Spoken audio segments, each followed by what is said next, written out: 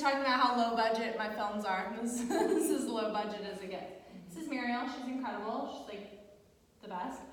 And we're working on handstands and inversions, which is a popular thing or question I get a lot. And so we've got a little sequence we've created for her, and then some skills and drills to work on adding handstand into your practice, which will inevitably handstand, everything else will follow. And I actually think handstand is safer than headstand and but you do a headstand. But handstand is typically the foundation you need for your scapula and your shoulder stability to be able to do the other inversions safely. So that's where we're gonna go. So if you will start at the top of your mat facing out, actually towards the center of the room, we'll just do one of the warm-up flows. So Muriel's gonna come to Tadasana with her legs together, so simulating a handstand. And on her inhale, she's gonna lift her arms up to the sky, extending through the wrists. As she exhales, she'll lift to the balls of her feet, squeezing the legs together, pushing the ceiling away, and then hugging her navel in. Beautiful job. Inhale deeply. As you exhale, fold over your legs. You can bend the knees, and then toe heel the feet wider. Good, inhale, halfway lift. Exhale, palms to the earth, and step yourself back to plank, then lower to tabletop.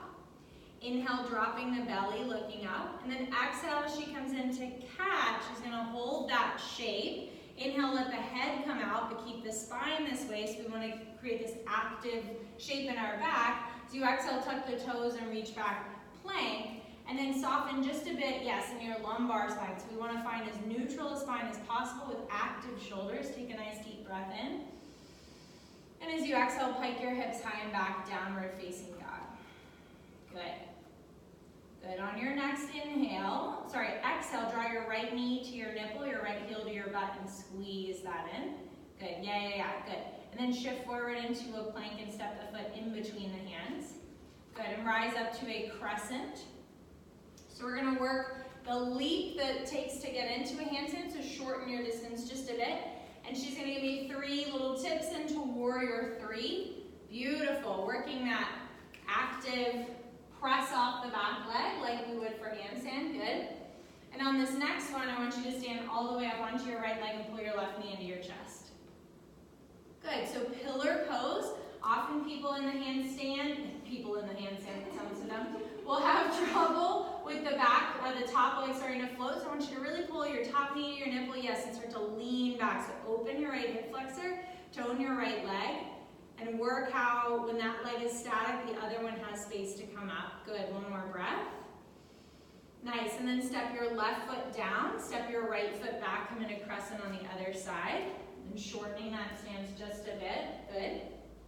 Inhale here. Exhale, tip forward. Good. Inhale here.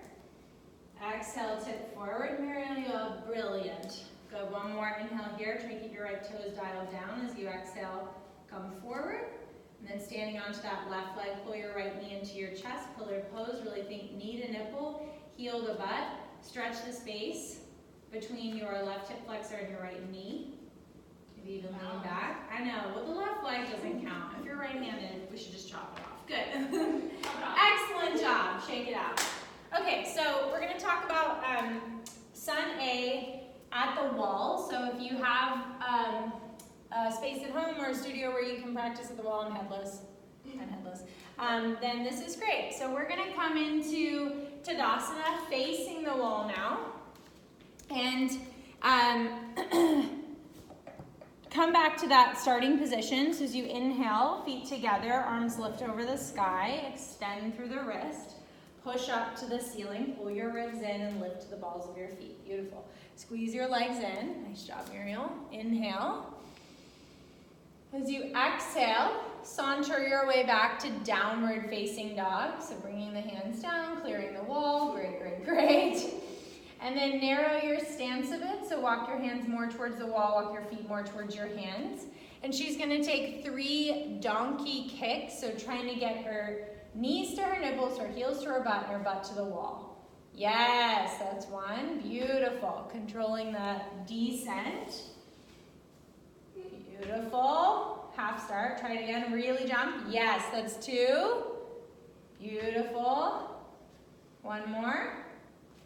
This time try to float your feet in between your hands. 3, beautiful. And then inhale, halfway lift, smash your head into the wall. Great. Exhale, fold. Inhale, rise to stand.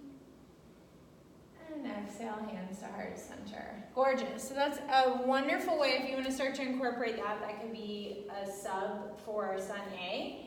Final thing is that 2 leg kicks. So that is a symmetrical kick up, which I actually think you have more control over because you're moving your legs at the same time, so your hips aren't having to correct themselves in the air. You also get more core engagement right away, but then the problem is that big back bend, which will be your next learning curve, is once you can balance that in the air, then you're going to have to work to hug the navel in and get rid of that. But that is part of the practice, so don't fret. So come into downward facing dog and then place the feet on the chair. So if you really want that one-legged kick in the air, a chair is fantastic for this. Look how beautifully stacked her hips are over her shoulders. And then lift the leg, good. Keep that right leg lifted and see if you can bring left knee to nipple, heel to butt. Good. Feel it. You see how that right leg's falling? Yes. Yeah, really kick. Yes! Holy shit. One more time. Beautiful. Let's try the other side. That's it. That was excellent. Ooh, I felt that one. That was excellent. Good job. Shake it out. You gotta do your other leg. I know it sucks. But my left leg is now my handstanding leg, and my right leg is just my gimp. How'd you work that out? Well, I just treated it like an abused animal. You know, just brought it into place. So that's great. Left leg high, and then right heel. Good. Really stretch through your left leg. Yes. Yeah. Yep. Good. One more time. Really stretch through your left leg. Left knee. Good. That was really nice. That one's a lot harder. How do you feel? Good. Good? Yeah. Have some strategies? Yes. I couldn't even articulate any questions earlier, but doing it definitely helped think about the elements that I wasn't thinking about when I was just trying to envision putting it in. So. Yeah, and for you, for Muriel, as you watch her, she has such beautiful hips over shoulders. A lot of people, that is the issue, that you're not going to be able to balance in the room if the heaviest part of your body can't get over the balance point. So the jumping drill, just using your legs, is super useful. Also, to work on inversions, you don't have to be on your hands, because that's only, what, 20% of the, this is 20% of the inversion. The rest of it has to also be exercised. So, you know, the standing drill and handstand, the jumps. You can even do tuck jumps, which will help you get the core to do them on your hands. So, thank you so much. Thank you. Thanks for watching this low budget film.